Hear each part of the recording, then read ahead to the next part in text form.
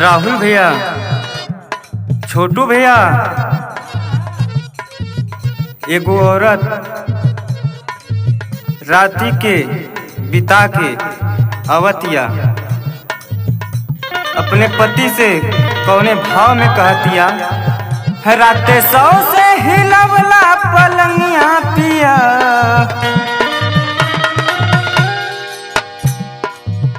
राते सौ से हिलवला पलंगिया पिया, मोरा टूटत पूरा अलंगिया पिया, मोरा टूटत पूरा अलंगिया पिया, मोरा टूटत पूरा अलंगिया पिया।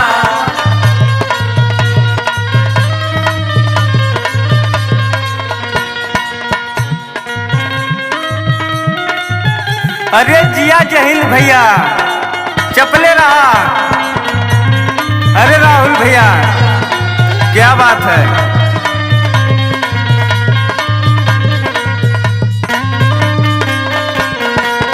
अरे जिया राहुल भैया, चापा, क्या बात है।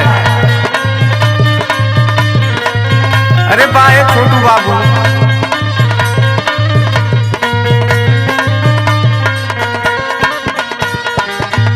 अरे जिया राहुल भैया, चापा।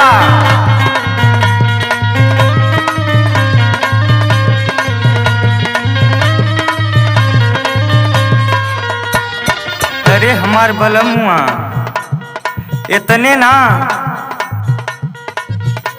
जवन ई राती के दुख देले बाड़ा न, ई हमसे नाही सहात बा। चूड़ी टूटल मोर बथता कलाई, बथता कलाई हो बथता कलाई, बथता कलाई हो बथता कलाई। ओठवा के हमरे छूटल बालाई, छूटल बाला लाई, छूटल बाला लाई, छूटल बाला लाई, छूटल बाला लाई। ए राजा, हमार सोरहो सिंगार नाच देला, तोहरा तनको ना बुझाता। ला है सुना कौना भाव में कहतानी। चूड़ी टूटल मोर बथता कलाई, उठवा के हमरे छूटल बालाई, जाके सुताया जे अलगा दलनिया पिया,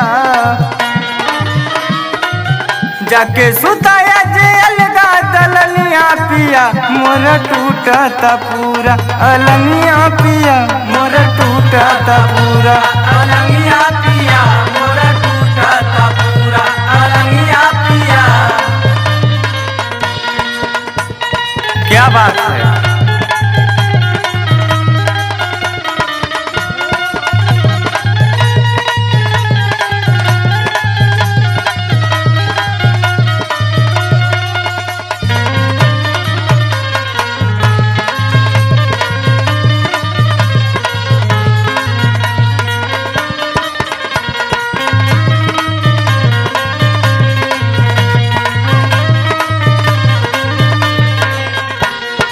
ये हमार बलमुआ, भीतर के दर्द कितना हम बताएं। ला है सुना, संजय बेदर्दी अशोक का बताई, अशोक का बताई, अशोक का बताई, अशोक का बताई, अशोक का बताई।